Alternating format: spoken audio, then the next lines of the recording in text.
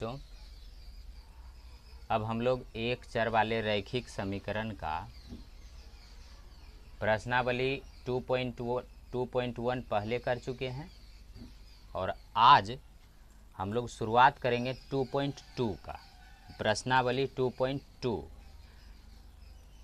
इसमें हम लोग ये जो 2.2 चैप्टर है ये किस चैप्टर का है? ये जो एक्सरसाइज है इसके अध्याय का नाम क्या है? एक चर वाला रैखिक समीकरण। आप लोग याद कीजिए कि आप लोगों को बोले थे कि चर का मतलब क्या होता है? ए से लेके ABCDEF GHI J से लेकर गिनती XYZ तक को। तो एक चर का मतलब कोई एक चर, आपके क्वेश्चन में कोई एक चर आना चाहिए और एक चर कोई भी ले लीजिए और उससे आपको रैखिक का मतलब है कि चर का घात हमेशा एक होना चाहिए। चर के ऊपर में पावर क्या होना चाहिए? एक। तो कोई एक चर ले लीजिए और कोई एक चर लेकर उसके घात एक ही रखकर समीकरण बना दीजिए और समीकरण बनाकर और आप उसको आंसर दे दीजिए। तो ये जो चैप्टर है, ये चैप्टर ही कह रहा है कि मेरे साथ आपको क्या करना है। यानी आप इससे रिलेटेड जो सवाल रहेगा उसमें हर हाल में आपको चर एक मानना है, एक कोई चर उठाना है, दो चर नहीं। जैसे यह एक सवाल है, पहला सवाल की ओर हम लोग बढ़ते हैं। पहला सवाल है कि यदि किसी संख्या के आधे में से 1/4 घटाया जाए तो 1/8 प्राप्त होता है। संख्या ज्ञात कीजिए। तो यहाँ पूछा जा रहा है संख्या। यहाँ देखिए क्या पूछा जा रहा है, ये वाला संख्या पूछा जा रहा है। तो ये जो संख्या पूछा जा रहा है तो इसी संख्या को अब अभी तक आप लोगों को एक समीकरण दिया हुआ रहता था, कोई भी एक समीकरण दे दिया ऐसे करके कि 2x + 3 = 9। अब बोलता था कि इसको सोल्व करके आप x का मान निकालिए। अब इसी चीज को संख्या में न देकर ये वर्ड में दे गया है। मतलब ये वर्ड प्रॉब्लम है, ये आपका वर्ड प्रॉब्लम से संबंधित सवाल है। ये आपको कौन सा सवाल है? वर्ड प्रॉब्लम से संबंधित।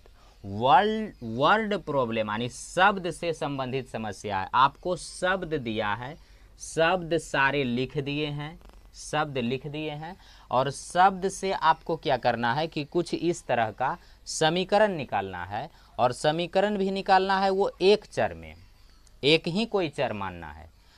तो इस सवाल को बनाने के लिए हम लोग इसी अध्याय का कॉन्सेप्ट लेते हैं और आगे बढ़ते हैं। जैसे सबसे लास्ट में देखिए क्वेश्चन में क्या लिखा है? संख्या ज्ञात कीजिए।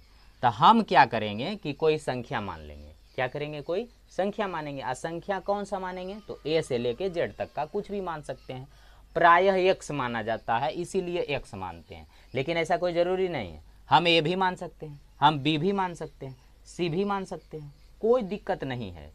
लेकिन चूंकि प्रायः आदत होता है कि एक्स उठा के चलते हैं, इसी कारण से हम क्या करते हैं कि एक्स मान लेते हैं। तो चलिए कि यहाँ पर हम मान लेते हैं कि माना कि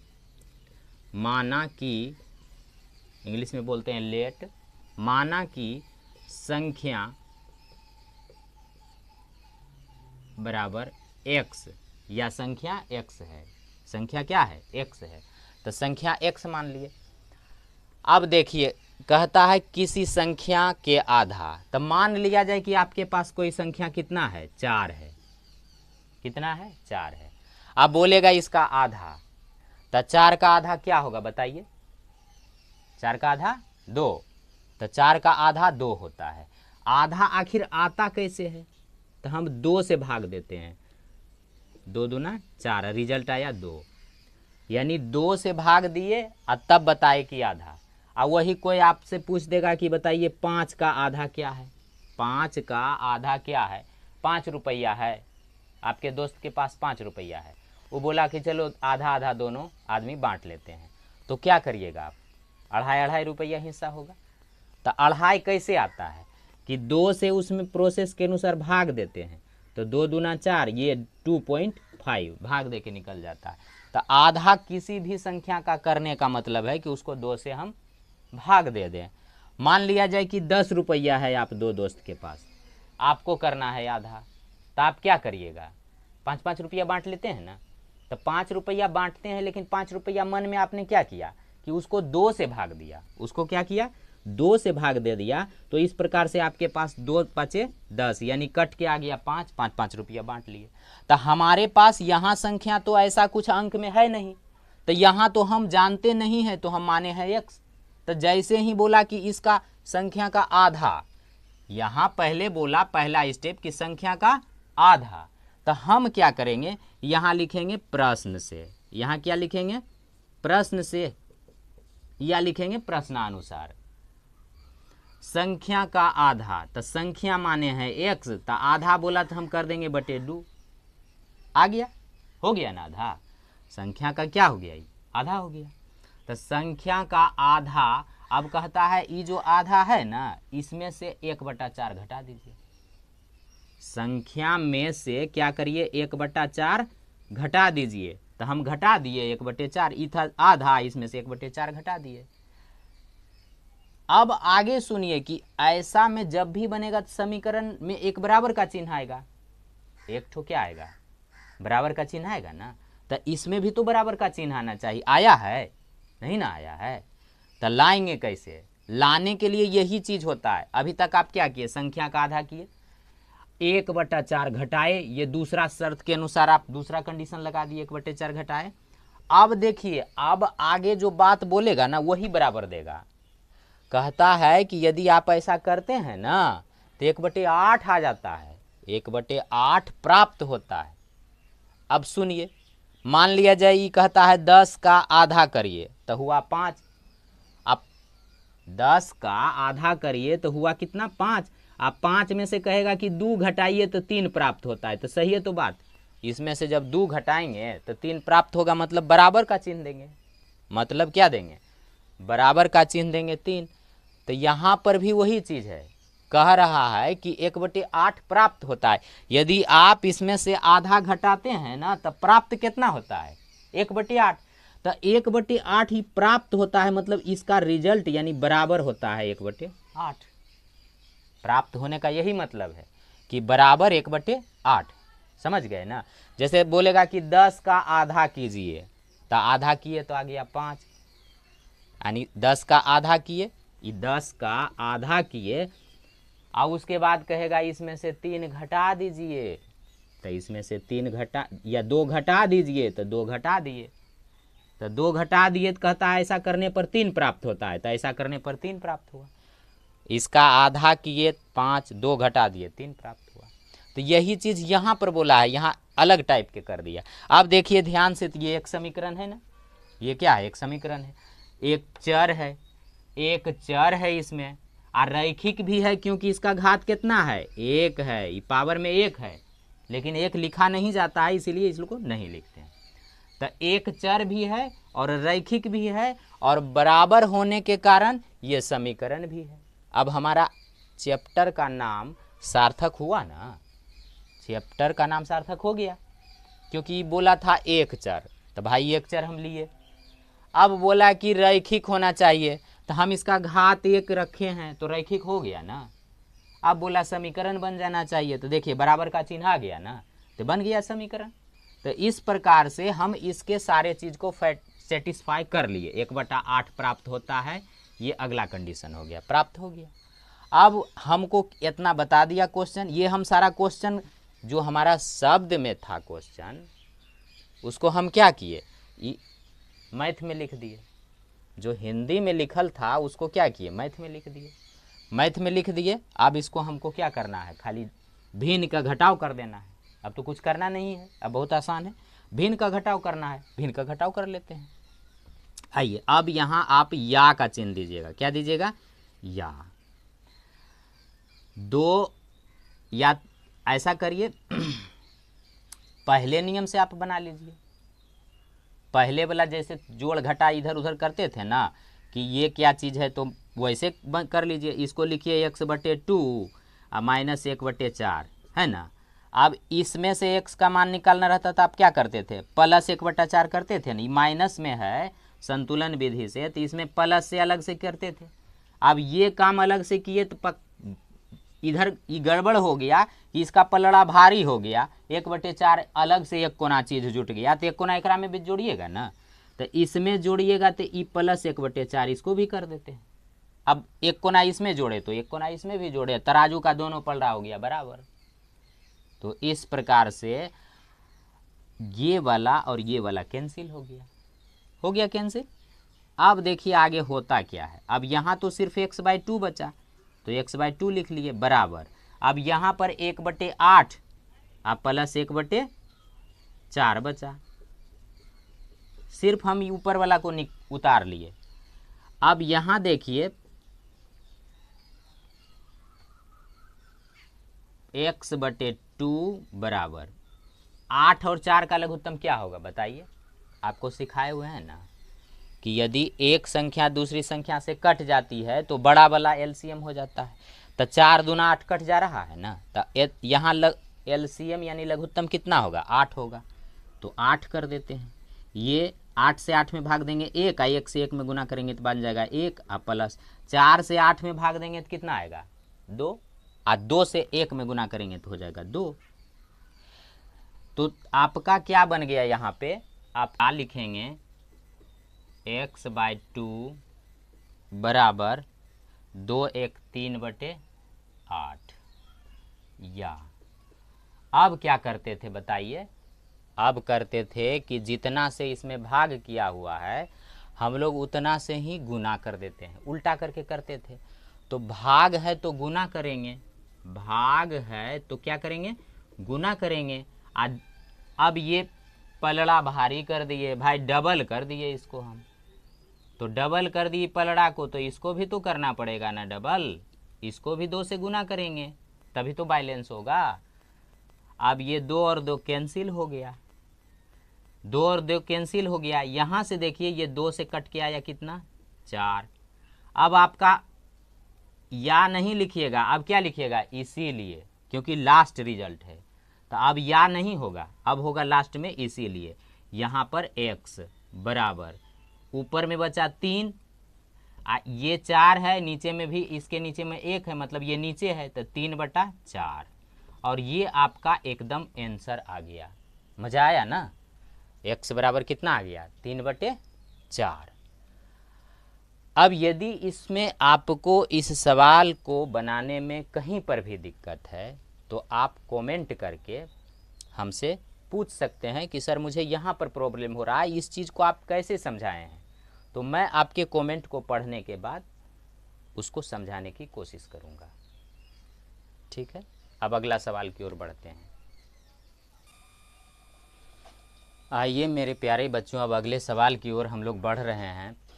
अगला सवाल है कि यदि किसी आयत की लंबाई और चौड़ाई का अंतर 5 मीटर है और परिमिति 110 मीटर है तो लंबाई और चौड़ाई ज्ञात कीजिए। इसमें देखिए आपको एक टर्म आया है आयत, एक आयत आया है, एक लंबाई चौड़ाई आया है और एक वर्ड आया है परिमिति। तो सबसे पहले आपको ये समझना पड़ेगा कि आयत किसे कहते हैं। तो देखिए मेरे प्यारे बच्चों, कोई भी एक ऐसी आकृति चौकी के तरह की फ्लैट जिसका एक भाग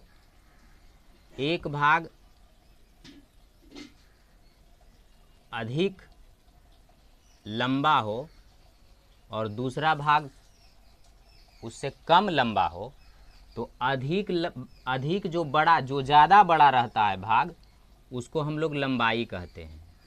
जो भी भाग ज़्यादा बड़ा है उसको कहेंगे लंबाई, और जो भाग कम लंबा है उसको कहेंगे चौड़ाई।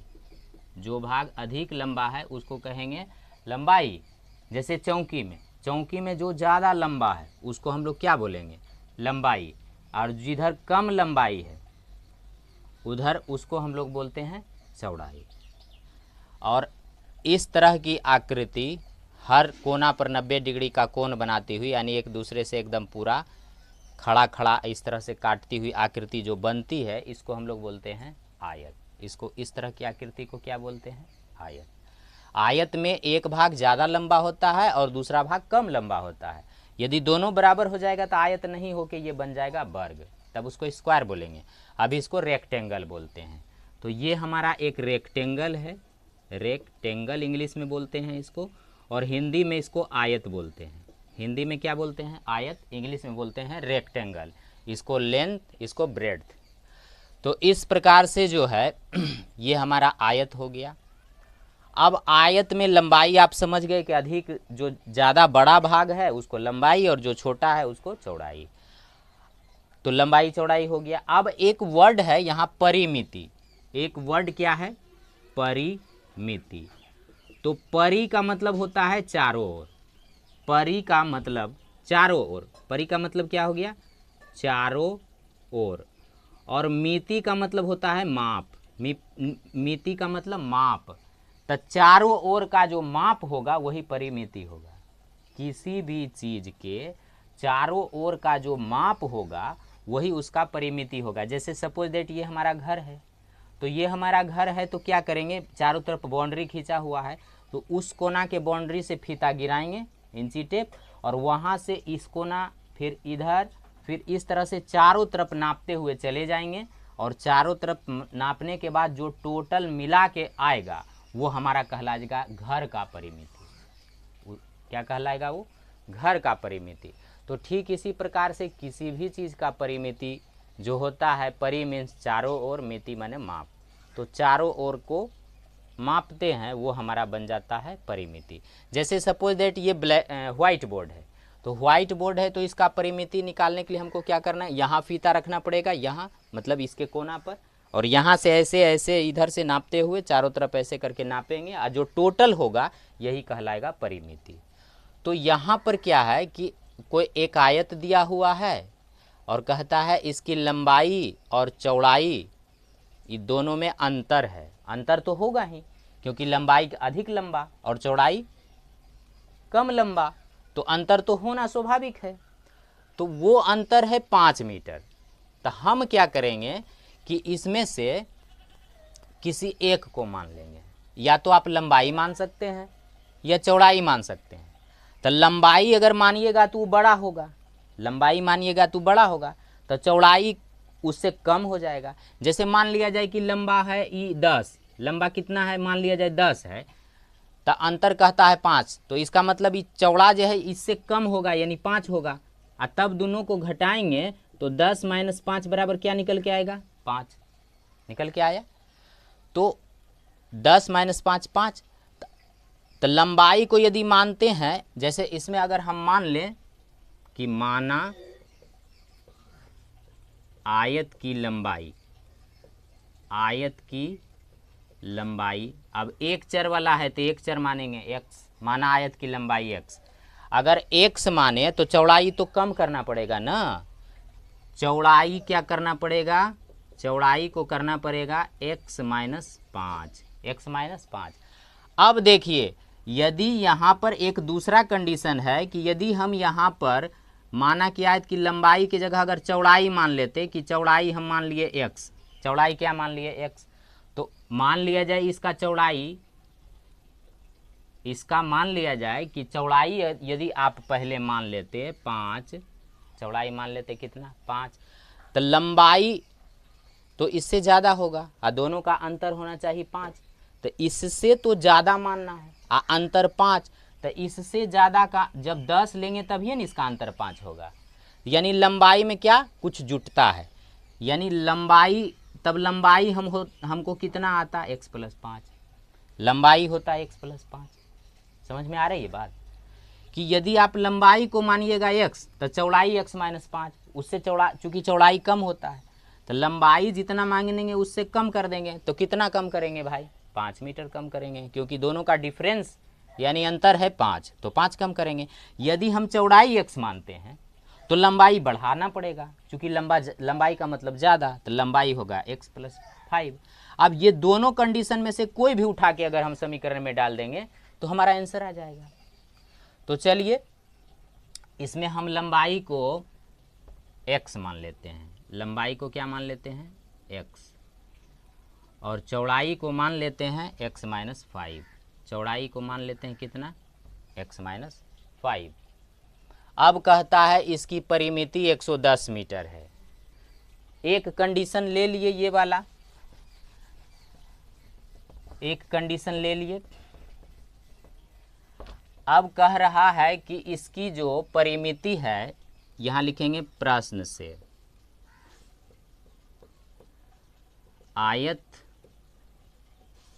की परिमिति बराबर, आयत की परिमिति बराबर कितना दिया हुआ है 110 मीटर, 110 मीटर। तो परिमिति में क्या होगा, देखिए यहाँ एक बार चारों तरफ जोड़ना है ना, तो ये वाला x तो ये वाला भी x, क्योंकि लंबाई दोनों बराबर होता है आमने सामने, तो ये x तो ये भी x, और ये x माइनस 5 तो ये भी x माइनस 5, ये भी क्या हो गया x माइनस 5। अब हम क्या करेंगे कि सब को जोड़ देंगे, तो x जोड़ दीजिए परिमिति में, ये x हुआ आपका प्लस ये वाला हो गया x माइनस 5, और चूँकि माइनस लगा है इसलिए ब्रैकेट में रखेंगे, तो ये x माइनस 5 हो गया, अब प्लस, अब ये वाला फिर x आ गया, और फिर ये वाला x माइनस 5 आ गया, बराबर निकल के आ गया 110 मीटर। आप ले के चल सकते हैं या लास्ट में मीटर डाल दीजिए, या लिखेंगे यहाँ पर या। अब देखिए ये पहले इसका ब्रैकेट तोड़ दीजिए, x प्लस, प्लस से जब टूटता है तो चिन्ह में परिवर्तन नहीं होता है, माइनस से टूटेगा तो अंदर का सब चिन्ह बदल जाएगा, तो प्लस से टूट रहा है तो चिन्ह नहीं बदलेगा, तो x माइनस 5 आप प्लस x, आप प्लस x माइनस 5 बराबर हो गया 110। अब यहाँ आते हैं, काउंट कीजिए x के कितना है, 1x 2x 3x 4x, तो 4x। अब यहाँ देखिए ये 5 और ये 5, चूँकि सेम चिन्ह है तो से जुट जाएगा, समान माइनस है तब भी जुट जाएगा, समान प्लस है तब भी जुट जाएगा, जब अलग अलग होगा तो घट जाएगा। तो यहाँ 5 और 5 हो गया 10, तो ये माइनस 10 बराबर कितना आया 110, बराबर 110। अब यहाँ पर या 4x बराबर ये 110, और इधर से पलटी कर दीजिए, इस बार हम पक्षांतर विधि लगा दिए, इसको पलट दिए तो माइनस से बन गया क्या प्लस, तो अब ये क्या बन गया 4x बराबर 110 और 10 यानी 120। और शॉर्ट करें क्या, अब ये 4 गुना में है और ये क्या है, इसके ऐसे कंडीशन में जब गुना में रहता है तो इसे कट कर सकते हैं, तो 4 तिया कितना हो गया 12। अब x बराबर निकल के आ गया 30, x बराबर क्या आ गया 30 आ गया। या तो पहले जैसा भी करिएगा तो भी x का मान 30 आएगा, या थोड़ा शॉर्ट हम किए हैं 4 से काट दिए हैं तो 30 चक 20 से, यानी x बराबर निकल के आया 30, यानी लंबाई आपका आ गया 30। अब यहाँ एक बात लिखते हैं कि x का मान रखने पर, मैथ्स का एक टर्म है कि आप यहाँ पर लिखते हैं x का मान रखने पर, shifting the value of x, तो x का मान रखेंगे तो लंबाई हमारा क्या निकल के आएगा, आयत की जो लंबाई निकल के आएगी वो तो x है, तो x होने के कारण लंबाई तो 30 मीटर हो जाएगा, यूनिट डालेंगे 30 मीटर। अब चौड़ाई इसका क्या बन जाएगा, तो चौड़ाई देखिए क्या है आपका x माइनस 5 है, तो x माइनस 5 का मतलब x के वैल्यू जब आपको 30 आया है तो 30 में से 5 घटाइएगा ना, तो बन के कितना आएगा 25 मीटर। तो हमारा लंबाई चौड़ाई आ गया कितना 30 और 25 मीटर, ये दो हमारा आंसर आ गया।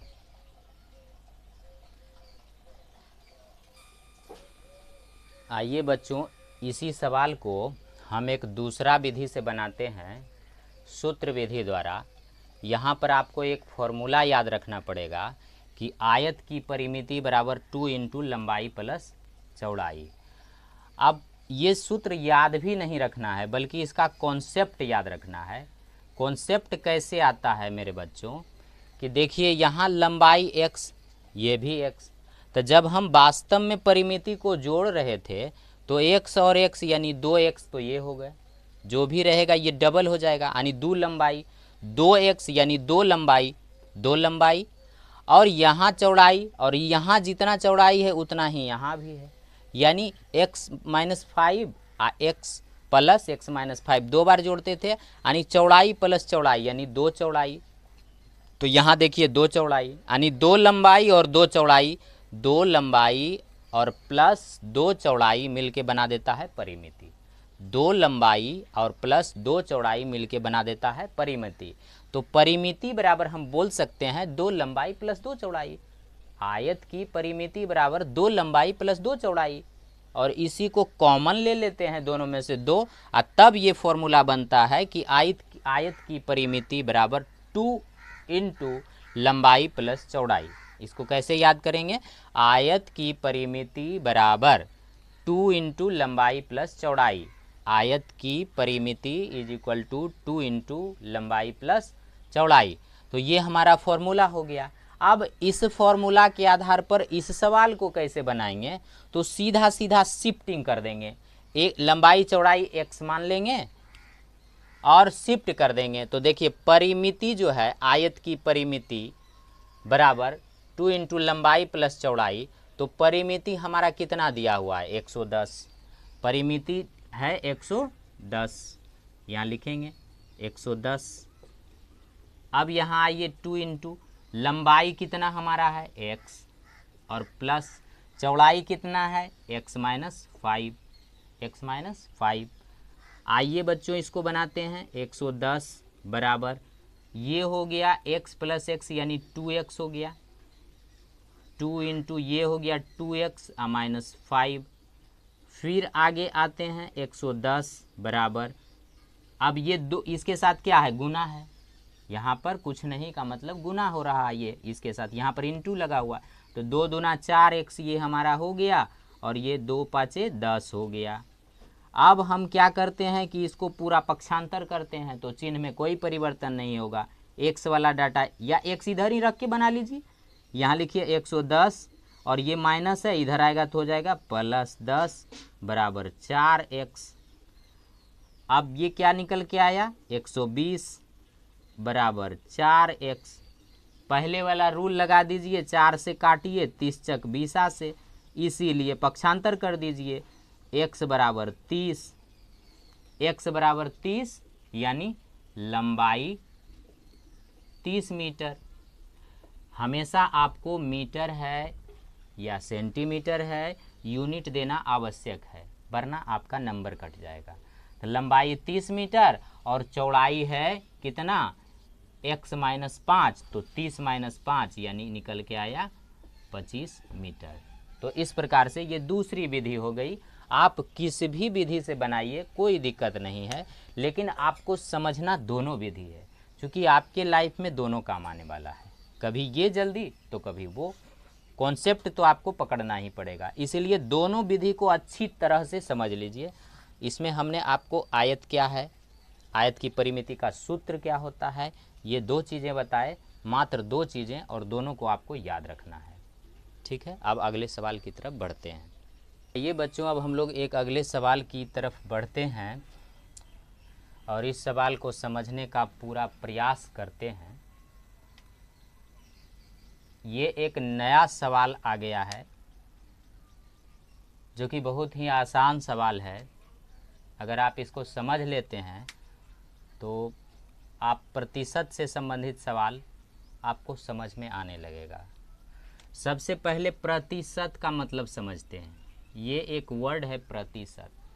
तो प्रतिशत का मतलब होता है कि 100 पर कोई चीज़ कितनी। जैसे मान लिया जाए कि बोला जाए कि 100 पर 10 रुपया देंगे, 100 पर 10 रुपया। यदि आप 100 पेज लिखोगे तो 10 रुपया देंगे। 100 पेज लिखोगे तो हम कितना रुपया आपको देंगे? 10 रुपया। इसका मतलब है कि वो 10% हुआ, यानी इसका मतलब क्या हो गया 10%। जैसे कोई आपको बोले कि 100 दर्जन केला आप या उठाकर यहाँ से वहाँ तक रख दीजिएगा, उसके घर तक पहुँचा दीजिएगा, तो मैं आपको 20 रुपया दूंगा। तो इसका मतलब है 100 पर जैसे बात किया, इसका मतलब है वो आपको 20% दिया। क्या दिया 20%। यानी कहने का अर्थ है कि जब हम प्रतिशत की बात करते हैं तो हमेशा 100 पर करते हैं। तो यहाँ समझिए कि 25% का मतलब है कि प्रतिशत का मतलब है बटा में 100। प्रतिशत का मतलब क्या हो गया, यहाँ 25%। तो सबसे पहले इसका एक चिन्ह होता है, ये 25 लिखते हैं और प्रतिशत को इस तरफ से लिखते हैं ऐसे करके।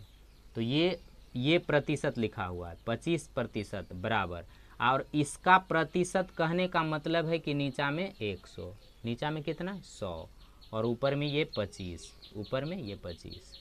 तो इसका मतलब है कि 100 कोई चीज़ है उस पर 25, उस पर 25। जैसे 25% बोलेगा कि हम पैसा को यदि उस आदमी को देंगे तो 25% हमको फ़ायदा होगा। इसका अर्थ है कि यदि हम उसको 100 रुपया देंगे तो हमको वापस 125 रुपया मिल जाएगा। यदि हम 100 रुपया उसको देंगे तो वापस मिलेगा कितना हमको 125 रुपया। इसका मतलब 25% का फ़ायदा हुआ। अब इसको हम काट देते हैं तो हो जाता है 4, यानी 1/4। तो कोई 25% बोले तो इसका मतलब होता है 1/4। इसी प्रकार यदि 50% बोलेगा तो 50/100 यानी आधा। 50% का मतलब क्या हो गया, आधा। तो यहाँ पर देखिए बोला जा रहा है कि चीनी के मूल्य में, बाजार गए खरीदने, चीनी खरीदने गए तो देखे कि उसके मूल्य में 25% की वृद्धि हो गई है। पर पहले जो चीनी का भाव था, पहले कुछ पैसा लेकर गए और पहले चीनी जितना खरीदते थे तो देखे उसमें वृद्धि हो गया। तो वृद्धि कितना हुआ 25%। और कि अब चीनी बन गया कैसे, 32 रुपये किलो हो गया। 1 किलो का दाम 32 रुपये। 25% वृद्धि हुआ और चीनी का भाव हो गया 32 रुपये। इसका मतलब है कि पहले जो चीनी था वो 32 रुपये से कम था। जब 25% चीनी की भाव में वृद्धि हुई तो 1 किलो का दाम हो गया 32 रुपये। यानी पहले माँ आपको पैसा दी कि जाओ बेटा चीनी खरीद के ले आना, वो अपना हिसाब से कुछ पैसा दी। आप गए बोले कि 1 किलो चीनी दीजिए, मान लीजिए माँ आपको 25 रुपया दी, बोले कि जाओ बेटा 1 किलो चीनी ले आना। आप गए दुकानदार को बोले 25 रुपया 1 किलो चीनी दीजिए, वो बोला नहीं। अब चीनी हो गया कैसे 32 रुपये किलो, तो आपको 1 किलो नहीं मिलेगा, मतलब चीनी का भाव बढ़ा। तो यहाँ पर 25% जब वृद्धि हुआ तब चीनी का भाव हो गया 32 रुपये किलो। इसका मतलब है कि पहले जो चीनी का दाम था प्रारंभ में, यानी शुरू में चीनी का जो दाम था वो 32 रुपया से तो कम था। आपको वही पता लगाना है कि 32 रुपया से कम था तो आखिर चीनी का भाव था क्या। जब 25% वृद्धि हुआ तब चीनी 32 रुपये किलो हुआ। दुकानदार बोला कि 25% वृद्धि हो गया है, 25 रुपया नहीं 25% वृद्धि हो गया है और चीनी का भाव 32 रुपये हो गया है। तो आप यदि पढ़े लिखे समझदार हैं तो आपको पता लगाना है कि चीनी का मूल्य पहले क्या था। तो इसी चीज़ का पता लगाने के लिए हम लोग आगे सवाल को बनाते हैं और पता लगा लेते हैं कि चीनी का भाव आखिर पहले कैसे था। तो सबसे पहले इसमें हम मान लेते हैं, माना प्रारंभ में यानी शुरुआत में चीनी का मूल्य बराबर x रुपया प्रति किलोग्राम। ये प्रति ऑब्लिक दे के लिखते हैं, इसको चिन्ह में ऐसे बोलते हैं, इसको प्रति, इसको क्या बोलते हैं प्रति, मतलब 1 किलो का दाम x रुपया। 1 किलो का दाम कितना है x रुपया। 1 किलो का दाम x रुपया हम मान लिए। अब प्रश्न हमारा क्या कह रहा है, शुरू में मान लिए x रुपया प्रति किलो, लेकिन प्रश्न कह रहा है कि 25% वृद्धि हुआ। इसका मतलब है x रुपया तो था, अब प्लस 25% बढ़ गया, यानी जितना दाम था x जो दाम था उसका 25%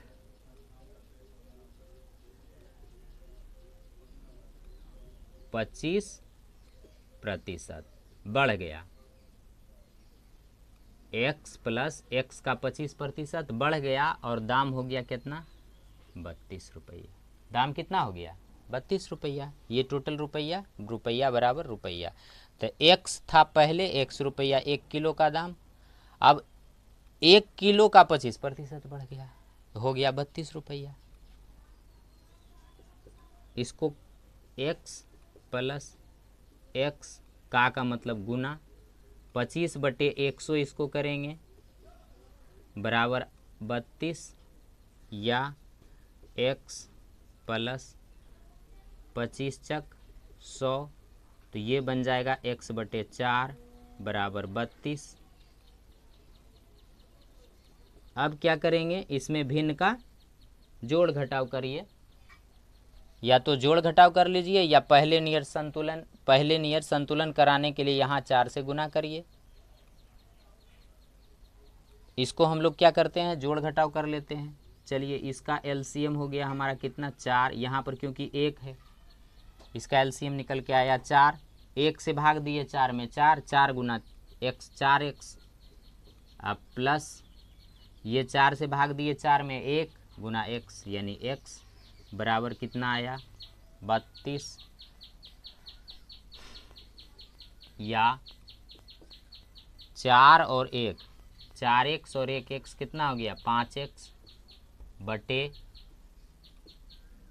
4 बराबर कितना आया, 32, या 5x बटे 4, इसको आप 4 से गुना करके, भाग है तो गुना करके ख़त्म कर सकते हैं, और इधर गुना किए तो यहाँ पर भी आपको क्या करना है, गुना कर दिए। ये 4 कैंसिल हो गया, या 5x बराबर 32 गुना 4। अब क्या करना है, ये गुना या तो यहाँ भाग दे के ख़त्म करिए, या सीधे तौर पर जब गुना में है तो इधर जाके क्या हो जाएगा, भाग हो जाएगा। तो x बराबर हम लिख सकते हैं कि 32 गुना 4 और बटे 5। 32 गुना 4 कितना हुआ, 4 दूना 8, 4 तिया 12 बटे 5, यानी x का मान कितना निकल के आया, 5 दूना 10, 5 25, 5 छक 30, यानी 25.60 रुपया x का मान आया। यानी हम प्रारंभ में जो चीनी का मूल्य था, प्रारंभ में चीनी का जो मूल्य था वो 25 रुपया 25.60 यानी 25 रुपया 60 पैसा प्रति किलोग्राम था। यानी पहले, अभी तो 25% वृद्धि के बाद चीनी हो गया कैसे, 32 रुपया, लेकिन प्रारंभ में जो चीनी था वो हमारा कितना था, 25 रुपया 60 पैसा। देखिए 25 रुपया 60 पैसा था, अब 25% बढ़ गया तो दाम बढ़ेगा, 25.60 से 25 रुपया से 60 पैसा से बढ़ के हो गया 32 रुपया। तो इस प्रकार से हमारा चीनी का प्रारंभिक मूल्य निकल के आ गया है। आइए बच्चों, इसी सवाल को थोड़ा सा और आसान विधि से हम लोग सीखते हैं। थोड़ा सा आसान विधि और कर देते हैं कि प्रतिशत का मतलब हम आपको बताए 100 पर कोई चीज़, जहाँ भी प्रतिशत बोला जाए उसका मतलब हो गया 100 पर कोई चीज़। तो हम मान लेते हैं, माना कि प्रारंभ में चीनी का मूल्य 100 के हिसाब से मान लेते हैं कि भाई 100 x रुपया प्रति किलो था। ये प्रति का चिन्ह है। माना प्रारंभ में शुरुआत में चीनी का मूल्य 100 x रुपया प्रति किलो था। अब ये क्या बोल रहा है कि नया मूल्य क्या हो गया, 25% बढ़ गया। तो नया मूल्य जो है, नया मूल्य कितना हो गया, 125 x रुपया प्रति किलोग्राम हो गया। नया मूल्य कितना हो गया, 125 x रुपया प्रति किलोग्राम। लेकिन नया मूल्य है कितना, 32 रुपया प्रति किलो। नया मूल्य है 32 रुपया किलो, यानी नया मूल्य हमारा 32 रुपया प्रति किलो है। नया मूल्य 32 रुपया प्रति किलो है, बराबर 125 x रुपया प्रति किलो। यूनिट कटाने के लिए आपको सिखा रहे हैं कि ये यूनिट कट गया, ठीक है। अब x बराबर हम यहाँ से डायरेक्ट x बराबर हम क्या लिख सकते हैं, ये 32 इधर रहेगा और ये बटा में आ जाएगा, 32 बटे 125, 32 बटे 125, ये x का मान आ गया। तो हमको क्या पता करना था, हमको तो पता करना है कि प्रारंभ में चीनी का मूल्य क्या है, यही ना पता करना है। तो हम ये वाला उठा के रख देते हैं, यहाँ लिखते हैं कि अतः प्रारंभ में चीनी का मूल्य बराबर कितना है, 100 x रुपया प्रति किलो। चलिए x का मान यहाँ से यहाँ डाल दीजिए, ये 100 होगा, बीच में कुछ नहीं, यहाँ पर गुना है, मतलब x का मान आपको निकल के आ गया 32 बटे 125। अब इसको काट दीजिए, 25 चक 100, 25 पाँचे 25 से निकल के कितना आया, 128 बटे 5, यानी 25.60, 25.60 रुपया प्रति किलोग्राम। रुपया प्रति किलोग्राम लेके चलेंगे, 25.60 रुपया प्रति किलोग्राम। हमारा इस विधि से भी आंसर कितना आया, 25 रुपया 60 पैसा। उस विधि से आंसर कितना आया, 25 रुपया 60 पैसा। दोनों में क्या अंतर है, इसमें 100 x मान के चले हैं, उसमें सिर्फ x मान के चले थे। सिर्फ x माने तो x प्लस x का 25% किए, यहाँ 100 x माने तो सीधा सीधे 125 x। तो इस प्रकार से दो विधि हो गया। अब अगला सवाल की ओर चलते हैं। आइए बच्चों अगले सवाल की तरफ बढ़ते हैं। ये सवाल कह रहा है कि दो विभिन्न मूल्य वाली 35 कलम का मूल्य 60 रुपया है। यदि एक सस्ती कलम का मूल्य 1.5 रुपया है एवं एक महंगी कलम का मूल्य 2 रुपया है, तो कितनी महंगी कलमें खरीदी गई। तो यहाँ दो तरह की कलम है, एक है सस्ता कलम, एक है महंगा कलम। सस्ता कलम जो है वो 1.5 रुपये है, अब महंगा कलम जो है वो कितने रुपये है, 2 रुपये है। टोटल 35 कलम खरीदा गया है और पैसा कितना खर्च किया गया, टोटल 60 रुपया। तो पूछ रहा है कि महंगी कलम कितना खरीदा गया, तो टोटल कलम कितना खरीदा गया, 35। तो महंगी कलम जितना खरीदा गया होगा, महंगी कलम यदि 5 खरीदा गया होगा तो सस्ता कलम कितना खरीदा गया होगा, 30। टोटल कलम खरीदा गया कितना, 35। हम मान लेते हैं कि महंगा वाला यदि 5 खरीदा होगा तो सस्ता वाला 35 माइनस 5 यानी 30 खरीदा होगा। महंगा वाला यदि 20 कलम खरीदा गया होगा तो सस्ता वाला जो है 35 माइनस 20 यानी 15 खरीदा गया होगा। यदि महंगा वाला 10 कलम खरीदा गया होगा तो सस्ता वाला 35 में से 10 घटेगा तो 25 को खरीदा गया होगा। तो इसी चीज़ को हम कॉन्सेप्ट में उतार लेते हैं, x मान लेते हैं। एक चर में बना लेते हैं और फिर समीकरण बना देते हैं।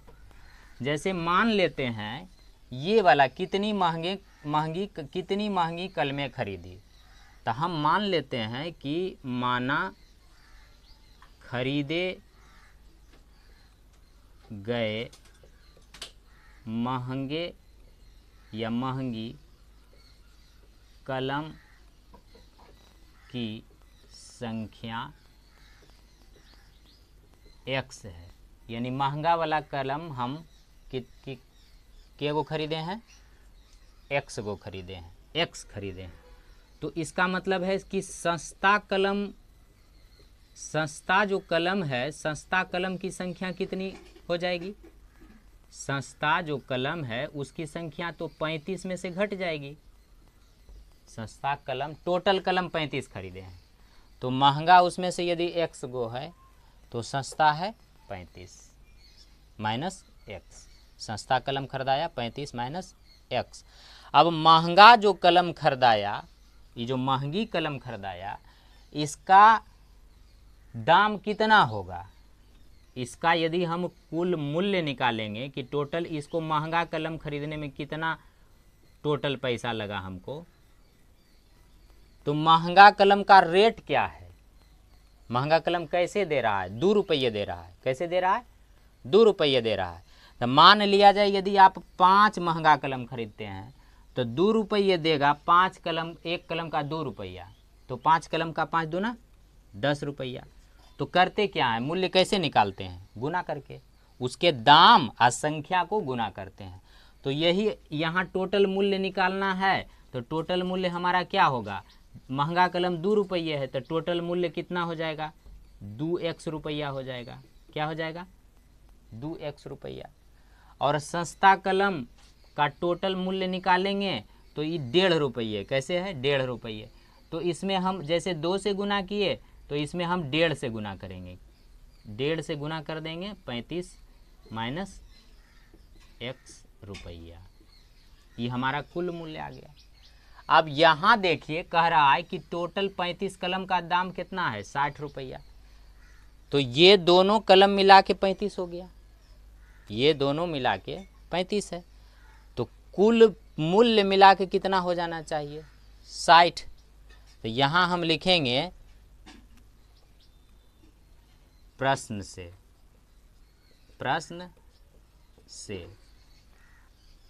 35 कलम का कुल मूल्य कितना? 60 रुपया। तो 35 कलम का कुल मूल्य कितना हो गया? 60 रुपया।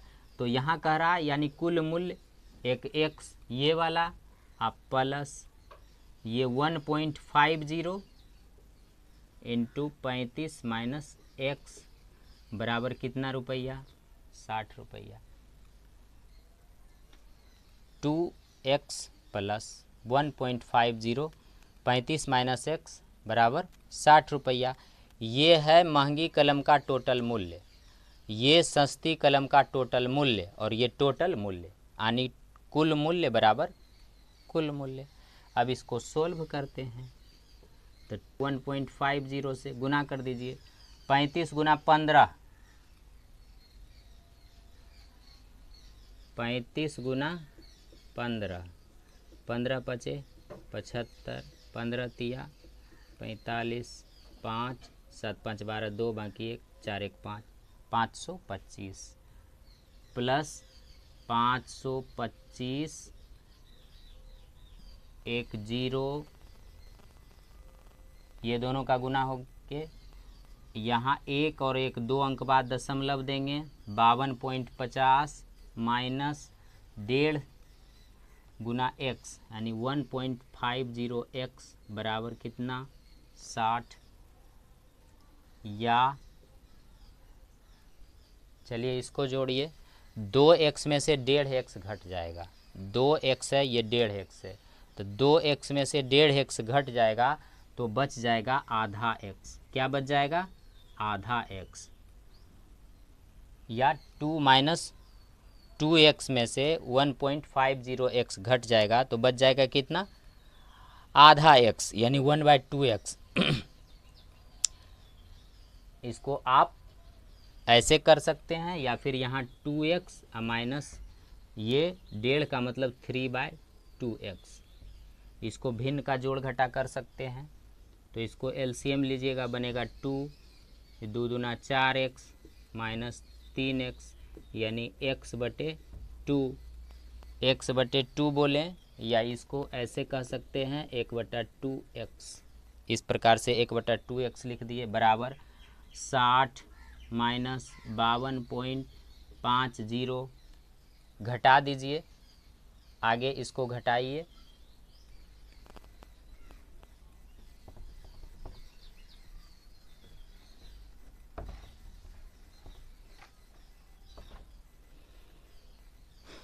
या 1/2x बराबर 60 में से इसको घटाइए तो कितना होगा, 60 में से 52 घटा दीजिए तो 8, आधा और घटा दीजिए 7.5, 7.5 लिख सकते हैं 7.50, या ऐसे कर सकते हैं 60.00 इसको, और इसमें से 52.50 घटाते हैं 0, 10 में से 5 गए 5, 9 में से 2 गए 7, और 5 में से 5 गए 0, 7.5। अब क्या होगा, इसीलिए x बराबर ये 2 से इसको, ये भाग में नीचे है तो ऐसे क्रॉस गुना हो जाएगा। या फिर आप क्या विधि लगा सकते हैं कि भाग में है तो यहाँ 2 से गुना करेंगे तो ये कट जाएगा, और यहाँ भी 2 से बराबर करने के लिए गुना करेंगे, मतलब ये गुना होगा तो 7.5, और 7.5 दूना कितना 15, 7.5 दूना 15, तो x बराबर निकल के आ गया क्या 15। इसका मतलब महंगी कलम हम कितना खरीदे 15।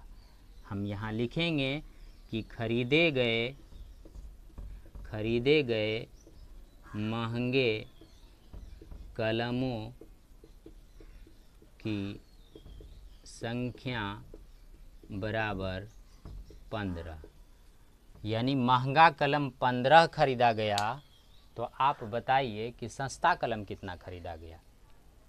सस्ता कलम खरीदा गया कितना, 35 घटा 15 यानी 20। सस्ता कलम खरीदा गया कितना, सस्ता कलम खरीदा गया 20। महंगा कलम कितना खरीदा गया 15। अब देखिए उसको कैलकुलेशन करके कि महंगा कलम कैसे था 2 रुपये, महंगा कलम 2 रुपये, यानी 15 दूना 30 रुपया इसमें लगा, और सस्ता कलम कैसे 1.5 रुपये, तो 20 डेढ़ा 30, यानी 30 रुपया। टोटल खर्च कितना हो गया 30 + 30 यानी 60 रुपया। तो इस प्रकार से हमारा इसमें उत्तर आया है कि महंगे कलम खरीदे गए 15। अब यदि इसमें आपको कोई दिक्कत हो तो आप कमेंट सेक्शन में जाइए, नीचे लिखा होगा सी करके, वहाँ पर टाइप कर दीजिए कि सर इसमें दिक्कत है हमको, मैं आपको इसमें सोल्व करके बताने की कोशिश करूँगा। विशेष अगले वीडियो में आगे सवाल